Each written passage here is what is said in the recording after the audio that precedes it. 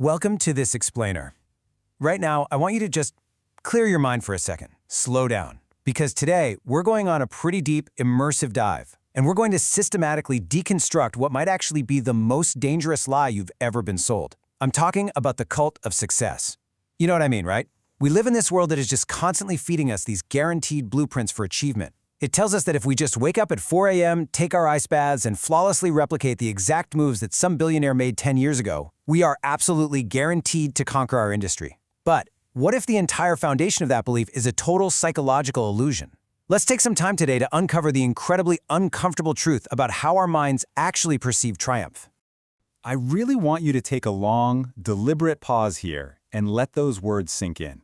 Ask yourself a genuinely personal question. Are all those corporate mythologies, those visionary CEO profiles you obsessively consume, are they actually reliable roadmaps to your own achievement? Or are they just comforting fictions? You see, human beings are naturally anxious creatures. We're constantly trying to navigate what is honestly a pretty chaotic universe. And to soothe that baseline anxiety, we desperately crave order. We we need to believe that the past makes perfect sense. Because if the past makes sense, then the future feels predictable, right? But as we're about to explore, the stories we tell ourselves about why certain people reach the absolute pinnacle of success are almost always built on a foundation of sand. They are almost entirely constructed after the fact. It's an almost heretical thought in today's culture, isn't it? Just saying it out loud feels a little wrong. We naturally assume that extreme, outlier success simply must come from infallible genius. When we see someone standing alone at the top of the mountain, our brains practically demand a heroic, complex explanation for how they got there. But what if that brilliant visionary strategy you've been studying is actually just a very long, very expensive lottery ticket receipt? Today, we are going to confront a rather brutal psychological reality, one deeply documented by the pioneering work of Daniel Kahneman. The uncomfortable truth is that extreme success in complex environments is very often dictated not by pure genius, but by sheer, unadulterated randomness and incredibly favorable, unpredictable timing. Let's just look at the stark contrast between the neat, predictable causal chains we love to invent in our minds and the wonderfully chaotic, unpredictable reality of how success actually plays out in the real world. We love to invent this tidy narrative, right? It's like a story of a master archer letting loose a straight arrow that flawlessly hits a bullseye. It's a tale of genius, of flawless strategy, and inevitable triumph. This is exactly the kind of story that gets celebrated on magazine covers, but the reality is far more like a messy, tangled web of unpredictable variables, freak occurrences, and a massive, massive dose of sheer luck. The hard truth is that for every billionaire who made a wildly risky bet that paid off, there is an invisible graveyard of 1,000 forgotten people who made the exact same bet, with the exact same level of intelligence and lost absolutely everything. The only difference? The dice simply roll differently for them. So let's step into part one of the psychological unraveling, the sense-making machine, and how our brains automatically erase randomness. You have to understand that our brains are fundamentally, almost biologically, uncomfortable with chaos. They act as these automatic meaning-making machines, desperately trying to navigate in pitch blackness by fabricating their own light. This exact psychological mechanism is what Kahneman calls the narrative fallacy, and it is incredibly powerful. It literally forces us to assign this massive, outsized role to human talent, to intentional strategy, and to deliberate actions, while simultaneously and completely erasing the quiet, invisible reality of chance. When we look at a wildly successful tech giant, we only see their brilliant 4D chess moves.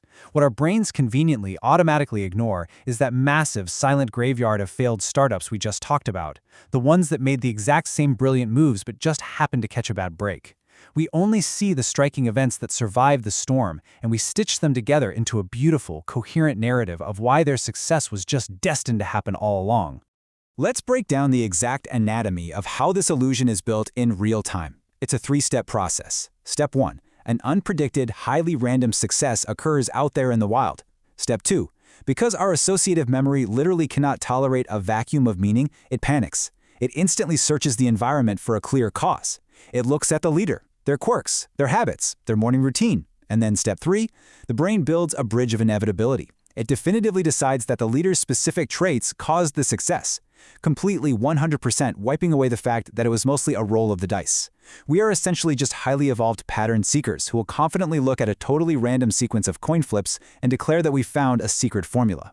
So the absolutely crucial point we have to wrestle with is this. If our brains are constantly just making up these tidy little stories, what on earth does that say about our own feelings of certainty? Daniel Kahneman offers what I think is his most piercing, brutal insight right here.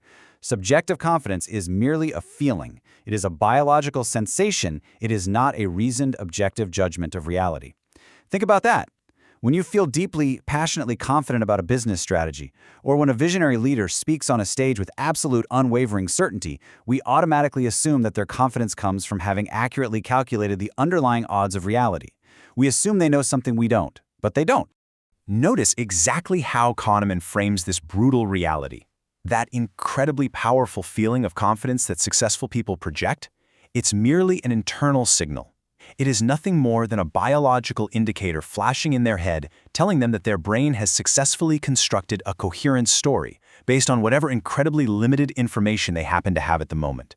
It has absolutely zero correlation with actual predictability or strategic correctness. A CEO's unshakable certainty in their own brilliance doesn't mean they can see the future. It just means they've told themselves a really, really good story. And paradoxically, as Kahneman points out, knowing very little actually makes it much easier to fit everything you know into a neat, confident little pattern. Ignorance literally breeds confidence. Which brings us to the second major illusion we need to dismantle, the danger of hindsight, and why absolutely everything makes perfect sense when you're looking in the rearview mirror. We humans suffer from a severe, almost tragic limitation in our minds. We possess a total inability to accurately reconstruct our past states of knowledge. The exact second an outcome becomes known, hindsight bias kicks in and instantly overwrites your memory. Think about a major economic crash or a massive, completely unexpected startup success. Before it happens, literally no one knows what is going to occur. It's a fog. But the very moment that company explodes into a unicorn, our brains adjust the record. We look back and say, well, obviously they were going to succeed. The signs were all there.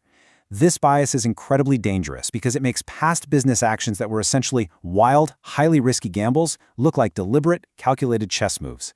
It punishes the leaders who made highly rational decisions that just ended in bad luck, and it violently, disproportionately rewards the leaders who made entirely reckless decisions that just happened to get lucky. We suffer heavily from what Kahneman calls the illusion of validity. This happens when we blindly trust a well-told success story or a deeply confident pundit, while entirely ignoring the overwhelming statistical reality that these leaders are operating in what is known as a zero-validity environment. Now, a zero-validity environment is a domain like long-term economic forecasting or global corporate strategy, where the future is fundamentally, structurally unpredictable. It's a chaotic storm. Think of Kahneman's famous study on professional stock pickers, where he found that the year-to-year correlation of successful financial forecasting was basically zero, none. They were effectively throwing darts blindfolded, but being compensated like highly trained marksmen. The illusion is that we feel our judgments are valid simply because the story we tell ourselves feels good, entirely ignoring the fact that the environment itself completely defies prediction. Now, you might be sitting there listening to this and thinking, okay, wait a minute, hold on. Surely, these highly paid executives, these legendary investors, surely they possess some kind of expert intuition that justifies their immense success, right? It's a totally fair question, but let's aggressively test that assumption right now. If subjective confidence is just a mirage, and hindsight is constantly tricking us into seeing patterns that don't exist, how do we actually know if someone is a true expert, or just the very lucky beneficiary of a zero-validity environment? Well, Kahneman lays out the uncompromising, ironclad rules for true expert intuition. For anyone's intuition to actually be valid, 3 very specific conditions absolutely must exist. First, the environment must be sufficiently regular to be predictable. Second, you must have the opportunity to learn those regularities through prolonged, repeated practice. And third, you need immediate, clear, unambiguous feedback. True expert intuition genuinely exists, but only in highly regular environments. Think of a chess master analyzing a board, or a seasoned ICU nurse walking into a hospital ward. They have seen the same patterns thousands of times, and the feedback is instant. If they make a mistake, they know immediately. The global corporate world, however, that is a chaotic, constantly shifting desert. The feedback loop is delayed by years. The variables literally change every single day, and the environment is entirely irregular. In that space, relying on expert intuition is merely falling for the illusion of validity. All right, now that we've diagnosed the disease, let's talk about the cure. Phase 3, intellectual liberation. It is time to officially abandon corporate mythology. I want you to let these specific words sink into your mind. The illusion that we understand the past fosters overconfidence in our ability to predict the future. Trying to painstakingly copy the life story of a billionaire or meticulously adopting the 5 a.m. morning routine of some celebrated visionary is a fatal strategic mistake. Why? Because you are literally studying a ghost story. You are studying a narrative created by a human brain that retroactively erased all the wild luck, all the existential risk, and all the chaotic timing just to present a tidy little blueprint that never actually existed in the real world. You cannot replicate their success because the exact chaotic conditions of their luck will never, ever align in that precise way again. So, where does this leave us? How do we move forward? You must make the conscious decision to stop blindly worshiping corporate mythologies and start thinking like a probabilist. This means learning to instantly recognize when you are operating in a zero-validity environment where outcomes are largely driven by a roll of the dice.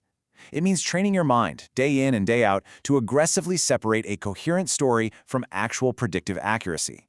A business pitch might sound absolutely amazing. A CEO might exude incredible confidence on camera, but you now know that just means their internal associative machine has successfully suppressed their own doubt. Most importantly, thinking like a probabilist means evaluating the soundness of your own decision-making process rather than worshiping a lucky outcome. Remember, you can make a brilliant, highly probable decision and still fail due to bad luck. And you can make a phenomenally stupid decision and succeed. Keep your eyes relentlessly on the process. I want to leave you with this final, deeply contemplative thought.